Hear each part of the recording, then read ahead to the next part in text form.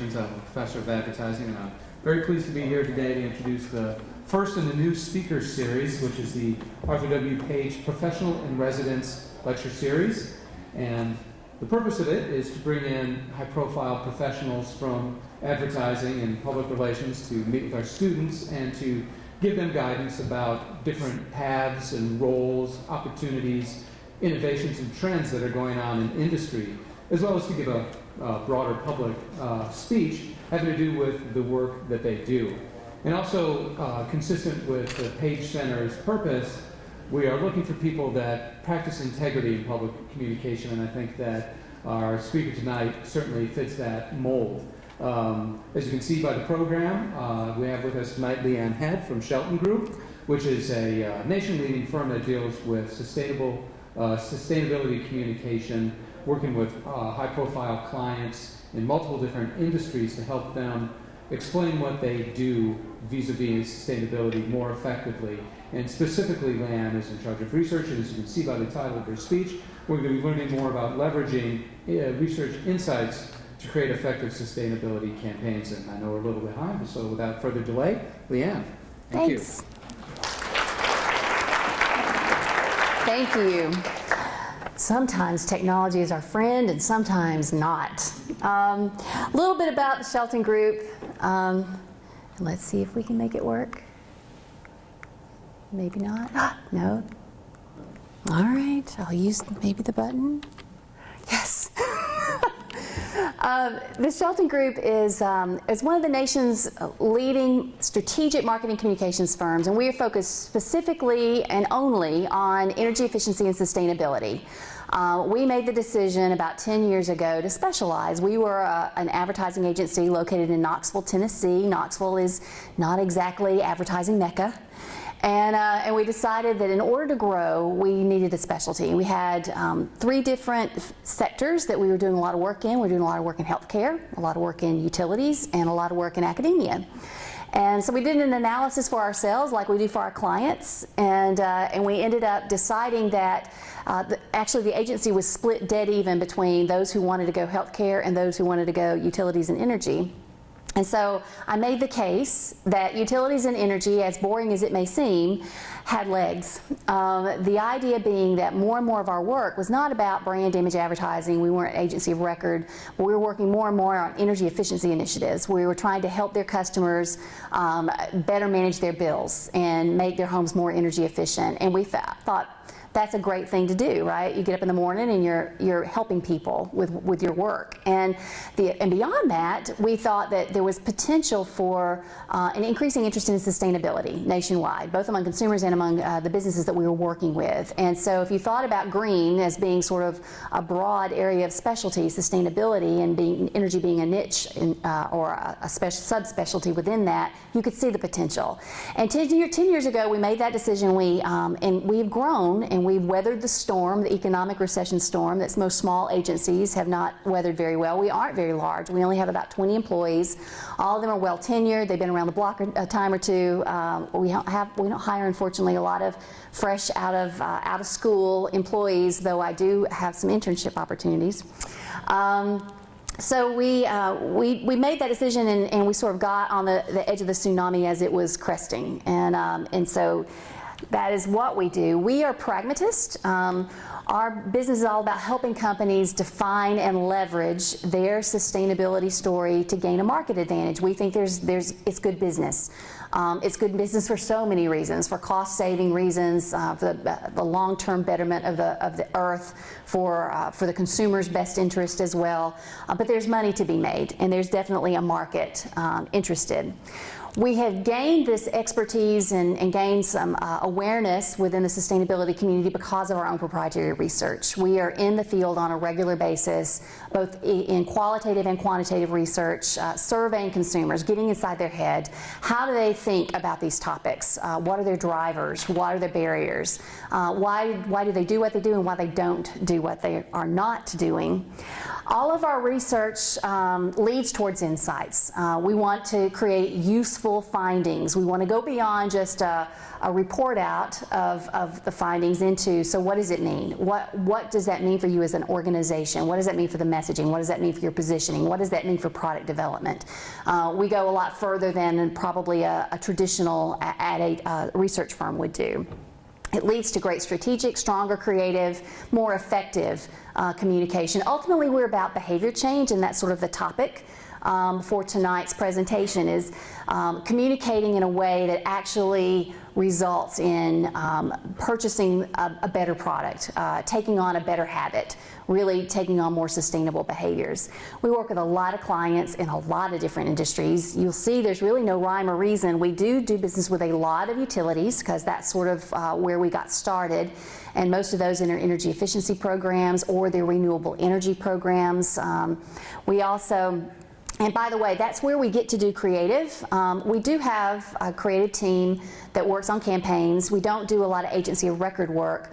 A lot of these companies are very large, multi-million, multi-billion-dollar organizations, and they have an agency of record in place already. They're working with some firm in Chicago or New York, and we're the firm that they bring in for strategic insights, for helping in building the baseline platform, the springboard for the campaign.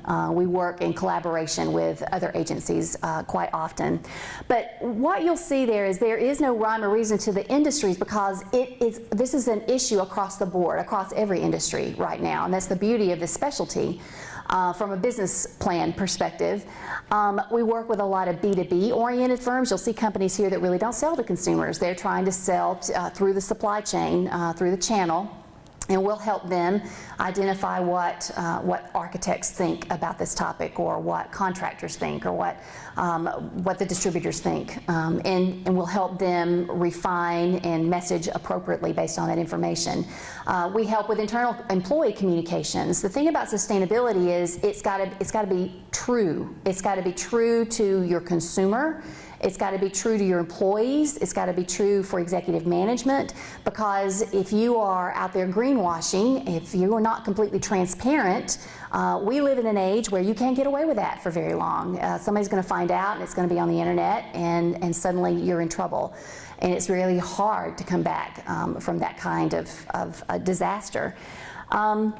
So a lot of our clients are also consumer packaged goods firms. We do a lot of consumer research for them, product development, concepting for them, where we test what's the value of adding recycled content to your product. What's the value of putting out, packaging your product in a 100% recycled package. Maybe you should add bio-based ingredients to your product. So what helps sway decision making at shelf, because what we found is that green is very rarely the primary decision driver. Most often, green is a secondary driver, and quite often it is a tiebreaker. So it's an opportunity, especially in really competitive sectors, that it can make a huge difference if 14% of the market is interested in purchasing a greener alternative, or more sustainable alternative. That can make a huge difference in terms of market share. So let me talk about energy for a little bit. That'll be where a lot of my examples come from tonight. This is not surprising. Americans are not exactly enthusiastic and engaged with their energy consumption. It's not a sexy topic. It's not something people really care a great deal about. They say they care about it, and that's what we get a lot. There's a lot of social desirability bias in this field of study, because people say what they think they ought to say. They give you the responsible answer because they want to seem like good people. But 69% say yes, conserving energy is important to me. It affects my daily purchase decisions and practices. But the reality is that's just not true, because what we really have in the United States is a case of real apathy. Consumers expect to walk in, flip on the light switch, and the light should come on. They want to be warm in the winter, and they want to be cold in the summer in their home, and they don't want to think about it beyond that. That's the end of the relationship that they desire with their utility. They've also been lulled into a sense of complacency. We've had some really, really mild weather, and so energy bills have not been too bothersome lately.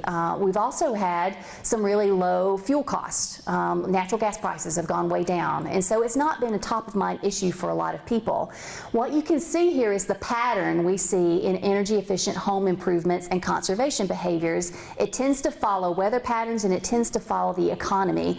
If you'll notice, in 2007, sort of at the recession, as the recession is ending, you see an increase in interest. So people were concerned about their utility bill, like they hadn't been in a while. Oh, wow, I need to worry about my budget in general. I'm going to cut back wherever I can cut back. So I'm going to invest maybe in some energy conservation improvements for my home, as long as they're not too expensive. And I'm going to try to be better about unplugging my chargers and unplugging unused appliances and turning off my lights. But now, as the economy has come back, it's less of a problem for a lot of households. And we've had this great mild weather. And so you see it peak and then it starts to fall off again. And what you see is that propensity for most energy efficient improvements has gone down over the last 3 years. And people don't realize they have a problem. 80% of Americans think that they don't use more energy now than they did 5 years ago. When we do focus groups with consumers, we have to sort of drag them to this realization. They go, no, I've replaced my refrigerator. Oh, you think that did it for you? I'll go, what did you do with the old one? And they'll say, oh, I put it in the garage. People are just clueless about that. They're clueless about their energy consumption. And I have to drag them to the idea that they have a lot of electronics they didn't have before. They're charging up a lot of things that they didn't charge up in the past. And finally they'll come around to going, oh yeah, maybe I do use a lot of energy. Almost half, excuse the fonts, this is what happens when you have to use a stick drive. Almost half say that their homes are already okay. I don't have a problem. And instead, really, they really almost all have a problem. 75% of the homes in America are at least 20 years old or older. And so codes have changed and upgrades are needed. So most people do need to be doing something. And yet, they say I'm not using more, they say my home's just fine, but my bill's going up. What do you think? How do you think people react to that? They're not very happy about it. They get pretty frustrated about it, especially when you look at the subset of the population who've actually made energy efficient improvements and they've not seen their bill go down. Because what have the utilities been doing? They'll implement programs to help pay for energy efficient home improvements. They'll give you an incentive. Who's paying for it? You are. They take up the rates to pay for those programs. It's just crazy making the way the industry is set up. And so they don't see the change they expected, so they get angry. They're angry about it. They've tried and they've failed, and they're blaming their utility. They don't blame their self, and this sets up a really nasty situation where there's this sense that the locus of control for energy conservation for my utility bill is external. It's not internal. I have no control over it. In fact, it's so bad that I've tried and I have failed, and then you get a situation where there's a sense of learned helplessness at work here. When the locus of control is external, it's some big other out there, not me, I don't have any control over it, and I've tried and failed, then suddenly you're in a victim space. And do you think they're willing to try anymore? No, they are completely demotivated and they're feeling completely unempowered. So what do? You've got this barrier. You've got this barrier of apathy, and you've got this barrier of anger and disempowerment. So how do you shift the locus of control? How do you make them realize that they are at fault, that they have some things they could do to improve the problem? How do you get them engaged in this topic? You got to wake them up. You got to wake them up to the fact that they have a problem. And you don't do this by finger pointing, because that's counterproductive. You don't do this by screaming the sky is falling and all the polar bears are dying. That's counterproductive.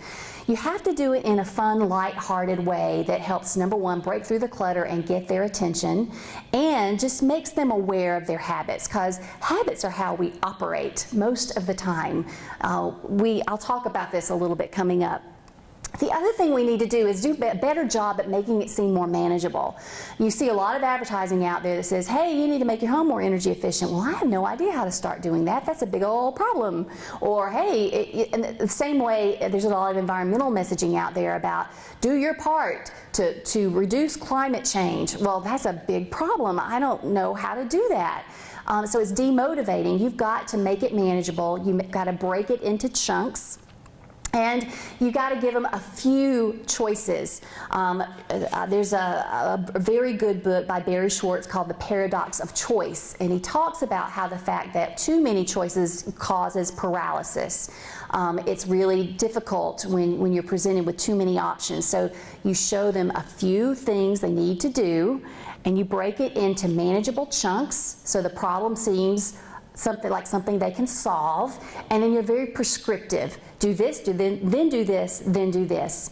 And so I'll give you some examples. It's like a 1-2 punch. First you've got to break through the clutter, you've got to wake them up to their problem, and then you've got to give them the solutions, a place where they can go to get the information, a few things they need to do, simple things they need to pay attention to that they might not have noticed in the past.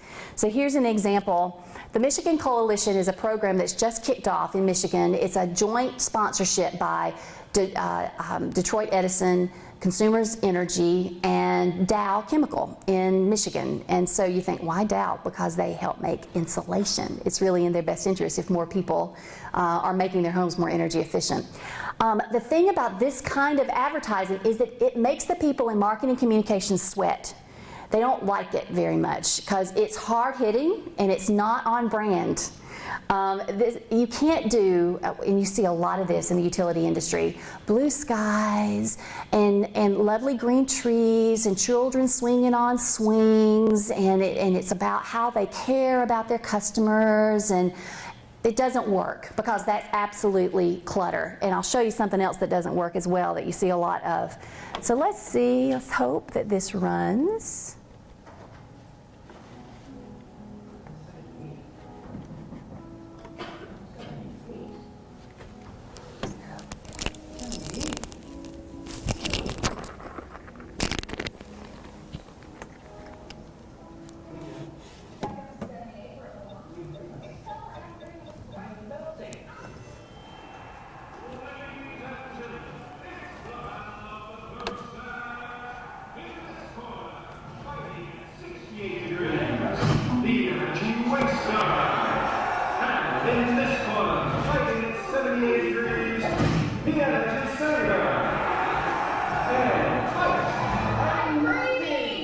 Or you could just go to avoidenergydrama.com.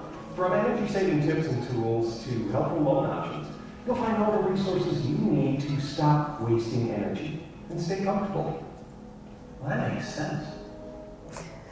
This came from an insight in focus groups. I heard so many people talking about fighting over the thermostat. My husband, he's always running the thermostat down and making it too cold in the summertime. My wife, she's always, it was such a theme I heard regularly, but it was not something they even thought about. Maybe that's indicative that you have a problem in your home.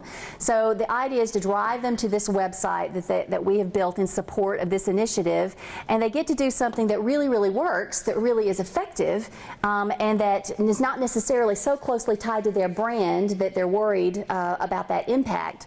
Here's another example. I think probably you're going to get the audio. So this is a radio spot. Come on. That we did for Baltimore Gas and Electric.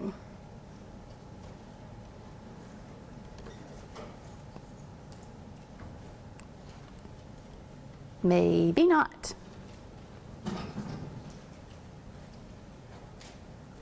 Let's try it this way.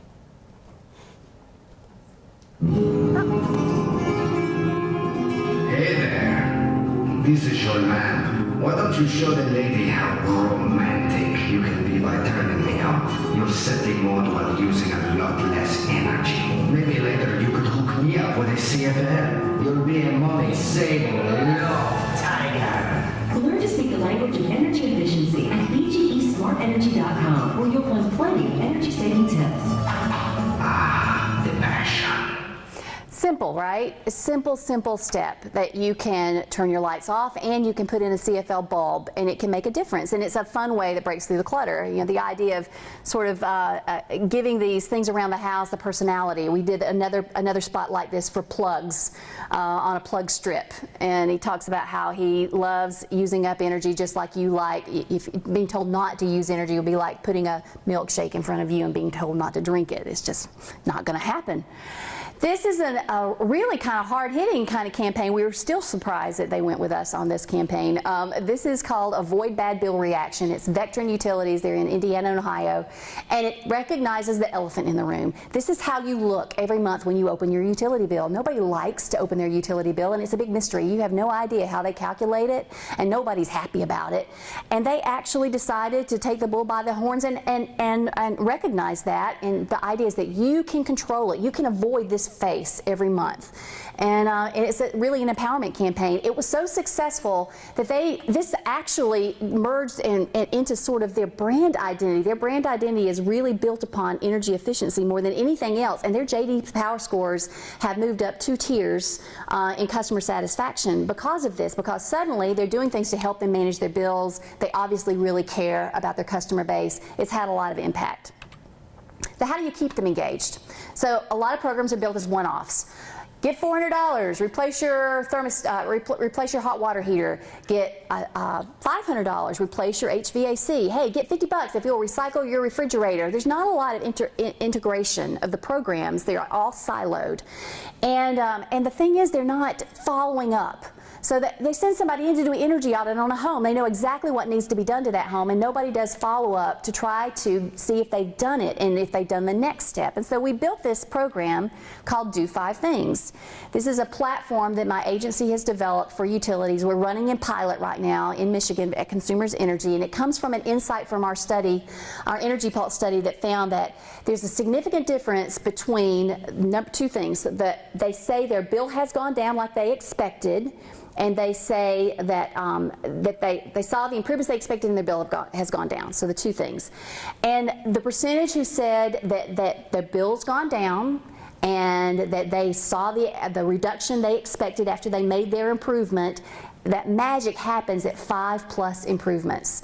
If you're at 1 to 3 improvements, you're not going to see a return really on that investment. And that's what happens. People start on this path and they don't do enough.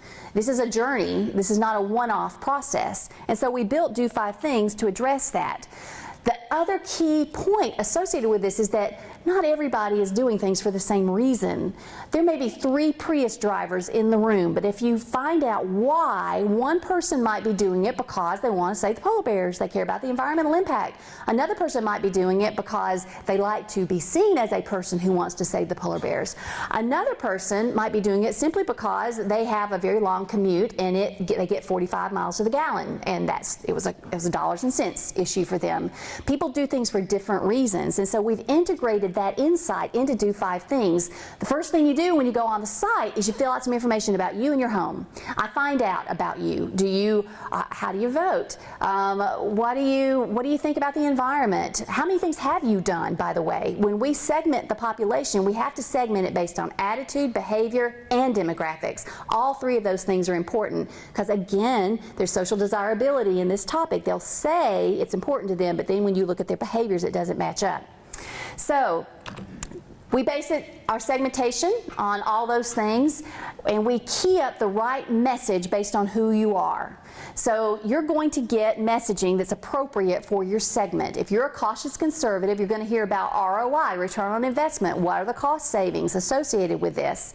If you're a true believer, you're going to get information about your reducing your carbon footprint and what the greater good is associated with this.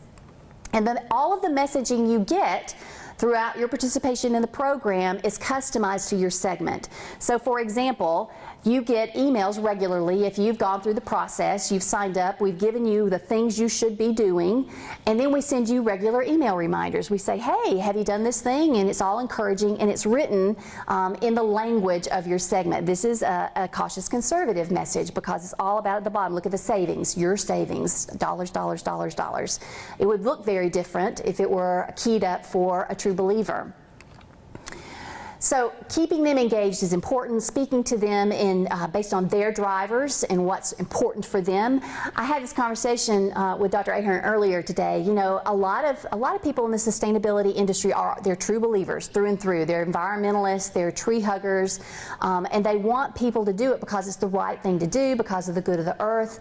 And they think, you know, we just need to get people to understand their impact. If we could just get them to understand it, they would make a change. And the reality is, you don't have to make them agree with you. You don't have to make them understand it. You don't have to educate about them. You just connect to their driver, and as long as they're doing the right behavior, I don't care why they're doing it. You're still going to get the change that you want, right? Here's another example of water conservation. Same thing. 2/3 of Americans say, oh yeah, water is important to me. Water, access to clean water, conserving it, as a 5 on a 1 to 5 scale. It's important to me. It affects how I purchase and my purchase behaviors. But here's the reality. Less than 1/3 have actually done something to conserve water, changed their habits, or they've bought low-flow shower heads. They've done something to conserve water. And so our aha is, water is invisible in our country. We have such easy access to clean drinking water, we don't think about it. It's the invisible resource. The only time we ever think about it is if we have a drought situation and suddenly you're not allowed to water your yard every day. Now there are some parts of the country, in the West Coast, in Southwest, where water is a bigger issue and it's more top of mind, and you do see some regional differences when you ask about water. But the idea is, it's a wasteful activity. Wasting water is wasteful. Wasteful is a magic word. No one likes waste. It doesn't matter where you sit, which side of the aisle you sit on, waste is a bad word, and we've learned that's very effective, and we'll talk about why. But we developed this idea, if you just wake them up to their bad behavior in a light-hearted, fun way, you can have an impact. And so we developed this guy named Rip the Drip, and we developed this campaign called Wasting Water is Weird.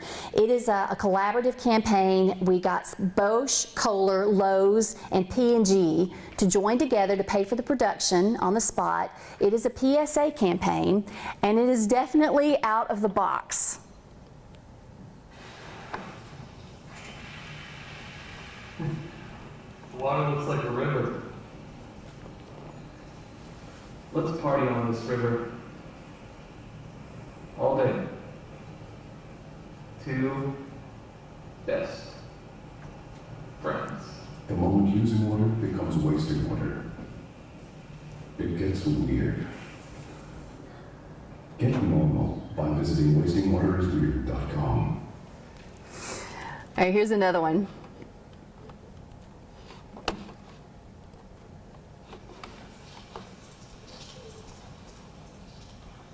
Don't you just love running water? It's like a little tiny waterfall, with a tiny whirlpool. Like a whirlfall. Yeah, we just made up a new word. That happened. The moment using water becomes wasting water, Majesty. it gets weird. Get normal by visiting wastingwaterisweird.com. So this was an incredibly effective campaign. You know, if it's fun, it runs in the PSA world, and so it was definitely, it met the criteria of being fun. There we go.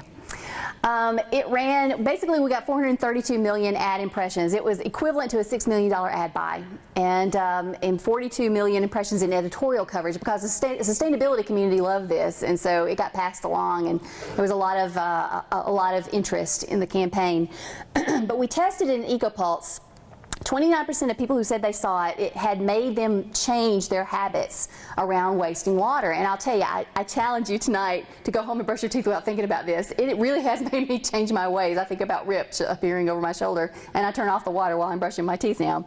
It's a little thing, but those little things can really, really add up. Food waste is another great big problem, all right? So it's huge, and we know that Americans feel really guilty about it. We had this long list of environmental infractions that you could participate in, and what do you feel most guilty about? And the number one answer is wasting food. 39% of Americans say that's what I feel worst about. Second, leaving the lights on, wasting water, letting the water run while I brush my teeth, etc. So we know it's a problem, and we know they're concerned about it, at least guilty about it. But it's huge. 40% of food is wasted in America. How can I tackle that? How can I do something about that? And so the idea is to shrink the problem. This is another campaign that we're working on right now. The idea is to make it simple, make it manageable, and get it down to the most simple thing that you're asking your target audience to do. Simply, it's about it's about the food in your house, and specifically, it's the food in your fridge. And so the campaign is built around simply remembering what you put in it and remembering to use what you put in it. And it's called rememberthefridge.com. It's an online resource. You get a phone app that you take when you shop, and you plug in what you've purchased, and then it's going to remind you in ever how many days the average lifespan is for the salami, and let you know that it's, hey, you need to use that salami. It's about to go bad, and hey, here's a recipe for salami that you could use. But it's all about engagement. It's a social platform as well, contest about, hey, show us a picture of your fridge, the most organized fridge, the most disorganized fridge. But it's all about a platform for engagement, and it's about making a big problem much more manageable. Here's some things we know doesn't work. You can't frighten them into change. You've seen some of this. Actually, at lunch today, there was a discussion of the green police, that ad where it was kind of scary. It was, it was the Audi commercial, and they were driving around and busting through doors and checking out, are you green enough? And another campaign that actually makes fun of that I think is very effective is the greenhouse wives that Clorox Greenworks ran for a while, and that's sort of tongue-in-cheek, and that's more fun along the lines of our approach. But frightening them does not work very well. It doesn't help to make it dire. Obviously, climate change is a big, scary, hairy deal, but we shut down when we think about the immensity of that problem. And it's sometime out there in the future. And we don't, we're not as good at changing our behavior for something out there longer term. We actually have been seeing some improvement in belief in climate change. This is a crazy kind of question, and I get a lot of pushback, especially among academics, because this is measuring two things. It's not measuring one thing. But what I've learned is if you don't link these two ideas together, you don't really get at what we're trying to get at.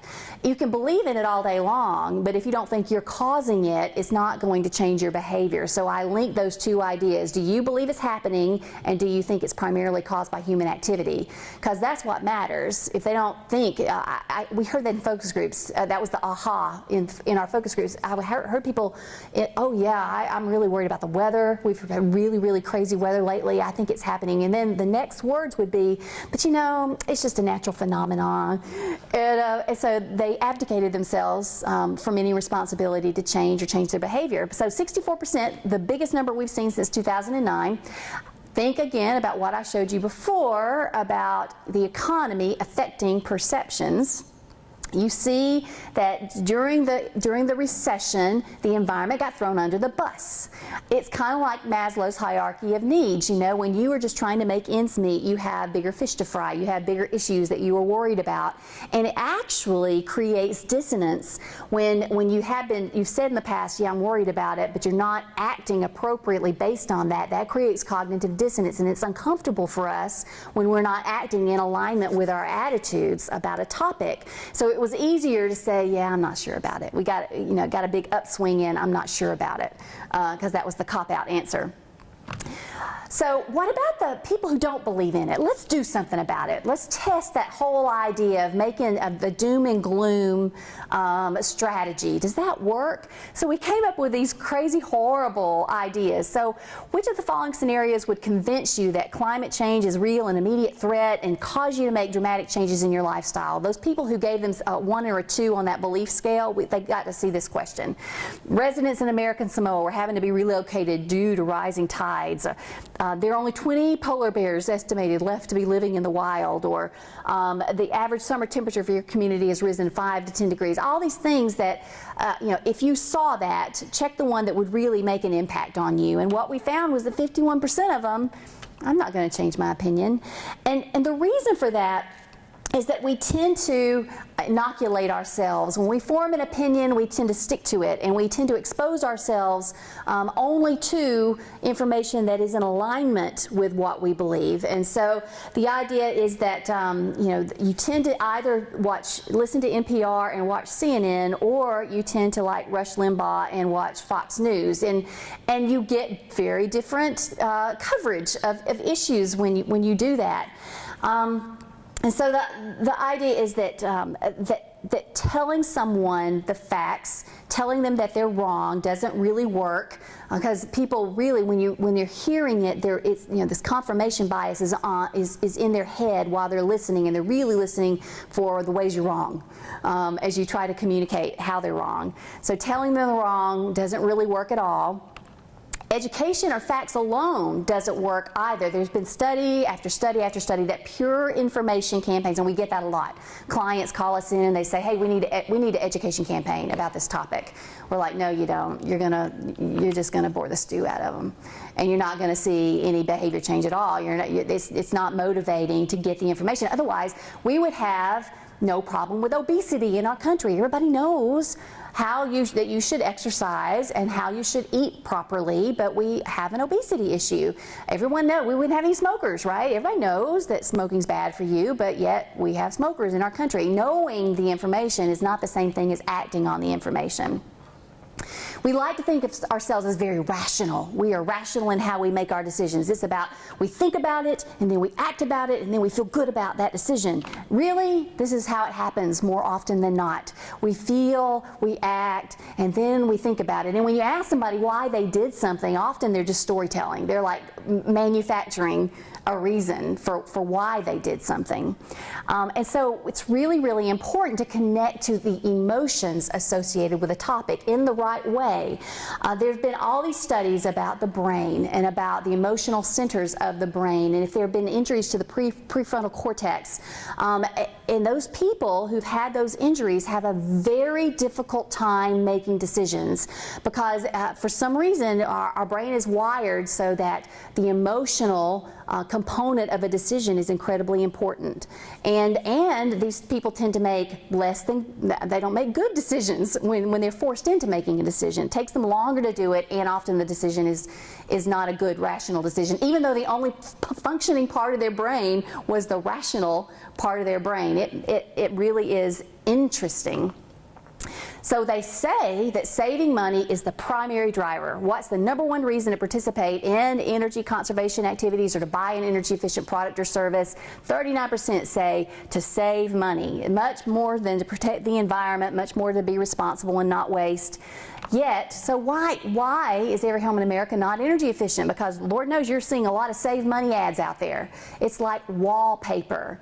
They don't believe it. Plus, it's not helpful, because you see, save 30%, change your windows. Save 20%, change your insulation. Hey, save 30% if you change out your HVAC. Wow, you're going to be paying me soon. It doesn't work like that, and they become cynical about it. There are more emotional drivers for greener behavior, and it's important to tap into those, to recognize those, and to tap into those.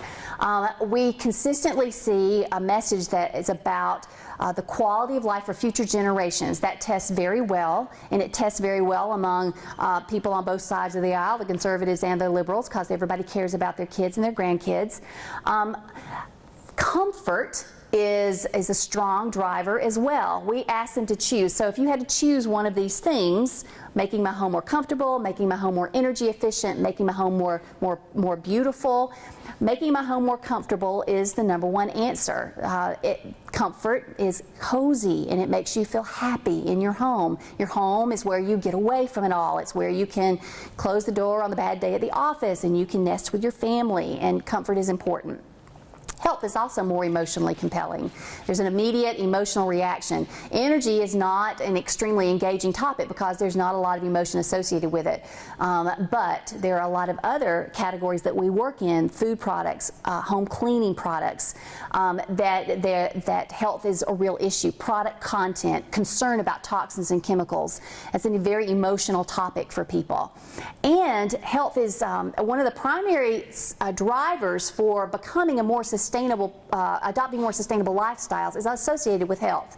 It's that I have a daughter who has allergy issues, or she's gluten intolerant, and suddenly I have become a label reader and I really do care about product content in foods. Or I have had a brush with cancer and therefore I'm really worried about VOCs, or volatile organic compounds, those things that get emitted from the carpet and the furniture that you bring into your home. Suddenly product content is important. Health is a very strong driver. Loss or waste is saving's more emotionally compelling cousin. So save money is not as effective as the idea that they might be losing money or that they are regularly wasting money. That loss aversion is a strong driver that can be very effective as well. And there are a lot of incentives in this industry. You know, like I said, you get $400 if you change out your water heater. You get $200 if you do this, $50 if you do that. The problem is there are different kinds of motivation. There's intrinsic motivation, internal, I like it, I do it because I like it, and there's extrinsic, I do it for this thing you're giving me, all right? People who are intrinsically motivated, they're your early adopters. They're going to do it because they believe in it and they want to do it, and it makes them happy to do it, to do their part. They don't need a lot of persuasion to act. About 25% of the population in America are who we call actives, and they are very intrinsically motivated. Then you have these the people who are primarily extrinsically motivated, and they're going to need something. They need a reward to act. The problem is that rewards, incentives, are kind of addictive. It's kind of like heroin. To make it work, you got to have a little more, and then a little more, and then a little more. Otherwise, it gets ignored. There's a campaign running right now in Georgia that cracks me up. It kind of taps into that. It had the absurdity of the level of reward needed to care or needed to participate, and it's a lottery campaign, and it's this couple, and the guy comes in, he goes, I won the lottery, and his wife goes, it was just $9 million. I know, I felt lucky. Well, do you feel lucky now? You didn't even wait till it was double digits. But this, it's crazy, right? But the idea is, if the reward stops, the behavior tends to stop. And the problem is, if you are intrinsically motivated, there have been studies that show that it can be counterproductive, that people can actually be turned off. They get less pleasure out of it if you pay them for it, and they won't do it as often or as much. You know, they did studies of children drawing, and the kids that got a reward, they love to draw, but if you gave them candy and gave them a reward, they tend to not draw as much or as often. You took all the joy out of it. So there's an issue associated with incentives. You have to use them with care. So boiling it down, to create behavior change, you've got to wake people up to their automatic habits in a lighthearted way. Make them aware of their issues, and shift it to more conscious decisions instead of bad habit decisions. You've got to shift their perceived locus of control. You've got to make them understand that they can do something. They need to do something. That they are empowered to do something. You've got to remove the big barriers. Make it more manageable. Make it more attainable. Give them prescribed step-by-step instructions, little things that they can do. You've got to engage logic and emotion. Emotion's really important. Target specifically, the more targeted, the more segmented messaging you can do, the more effective the communication will be. Keep it light, don't point fingers, don't try to scare them, and then use incentives wisely. Are there any questions? Mm-hmm.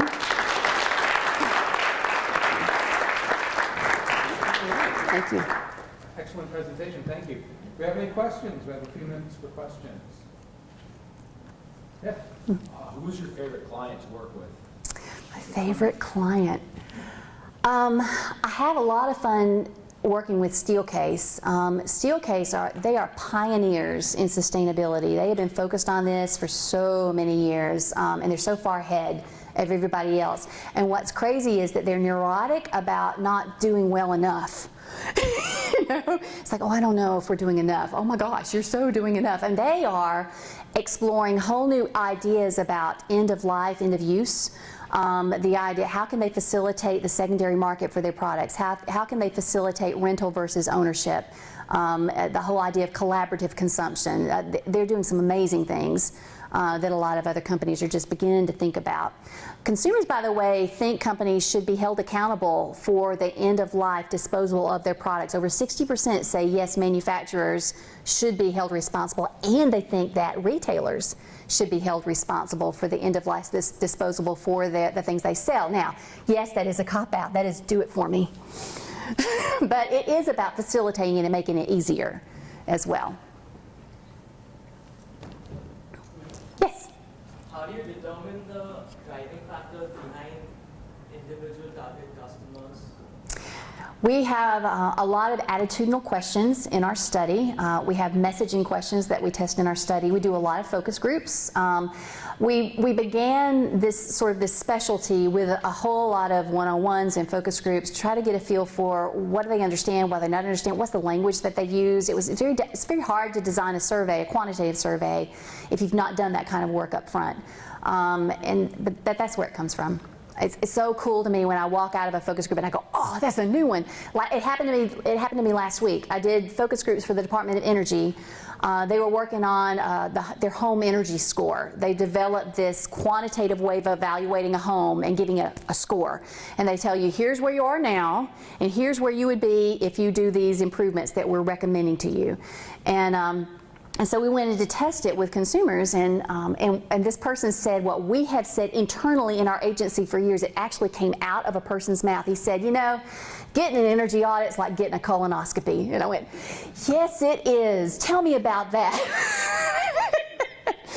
and the more I heard them talk about it, energy efficient home improvements are not, they don't just not like them, they really, really dislike them. It falls into the same category as having to pay for invasive medical tests and pay for like having to replace your transmission. It's the same category of spending. It's not sexy, it's not something most people want to do, it's something people sort of have to do. It makes the challenge, it makes it a big challenge.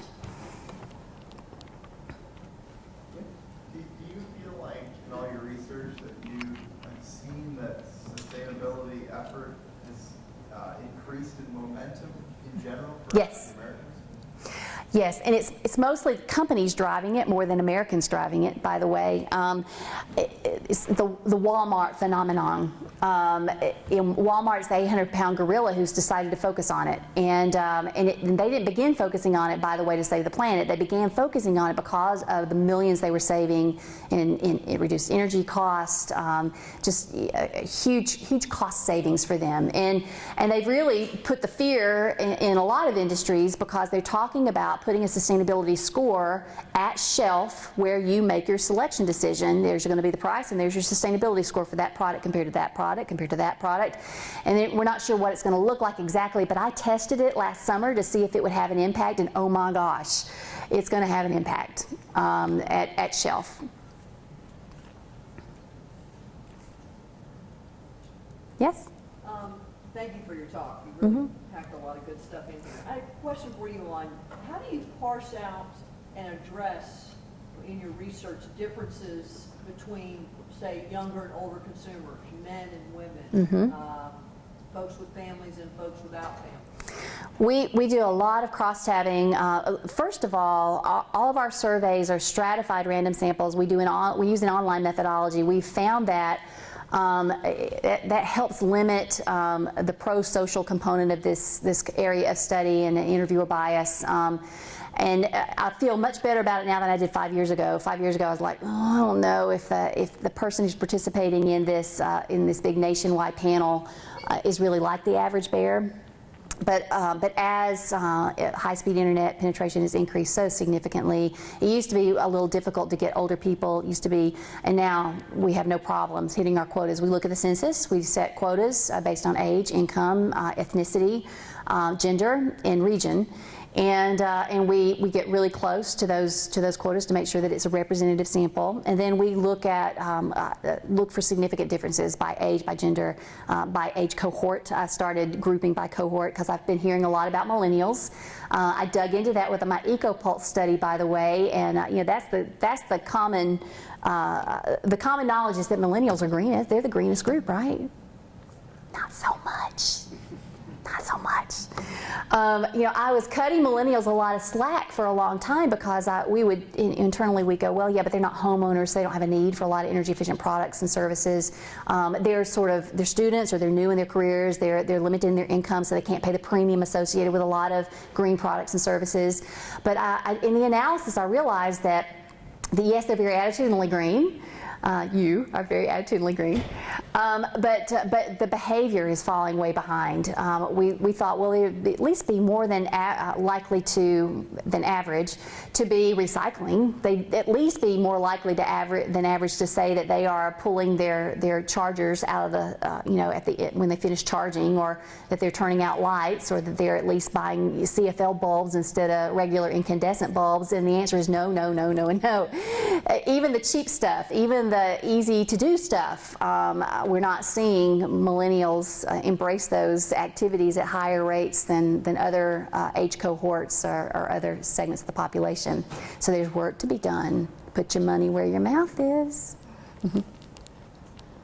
When you say that sustainability is going up, have you segmented it out so that you're dividing out the social, economic, and the balancing of the environment, or are you mostly seeing it on the environmental definitions? It's mostly environmental, but what we're seeing in the channel for B2B work, we're seeing that all of the components of sustainability, your hiring practices, your how you compensate employees, your work environment, even things like that. Oh, how you choose vendors for through contracts, those kinds of practices are really growing in importance because they're becoming parts of requests for bids.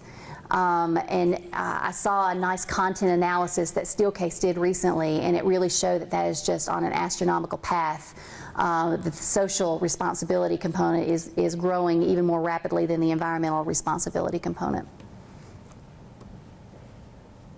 One or two more? Another question?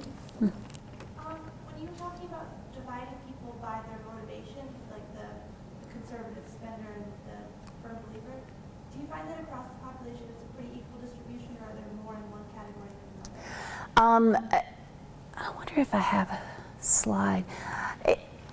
It's interesting. About 25% are true believers. About 30% are sort of the middle of the road group, and we call them seekers. They've stuck their toe in the water of sustainability, and they'll buy a more sustainable option as long as it doesn't cost more, or if it's not inconvenient. And so that's where the meaty middle of the market is, about 30%. Then you've got, I can't do these percentages in my head, this is an estimate. Then you've got about 19% or so who are at the far end of the spectrum, and we call them working class realists. And those are folks who are really economically challenged, and energy efficiency or sustainability is not something that really drives a lot of day-to-day choices for them. And then you have the skeptics, or the cautious conservatives. We have two different segmentation systems because those are just very sustainability, the categories that we're focusing on in our EcoPulse study: food, home cleaning. Those are categories that are more emotionally involving and they're more engaged. And so we've created the two segmentation systems. So anyway, the skeptics or the cautious conservatives is in 20-25% of the population as well. And what's interesting is we haven't seen a lot of change. We've been tracking, in our Energy Pulse study, we've been tracking this for 8 years. In our EcoPulse study, we've been tracking it for 6 years. And those pockets very rarely change more than a couple of percentage points from year to year. And it's up and down and up and down. It's not like, we're not seeing a steady increase, for example, in true believers. No question. Well, thank you all for coming, and thank you, Leanne, for... Thank you. Thank you very